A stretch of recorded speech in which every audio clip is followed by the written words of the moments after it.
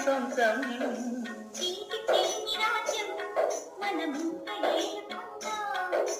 కాలం చేరని జీవనం విరహాలకు వాడదు ఏ క్షణం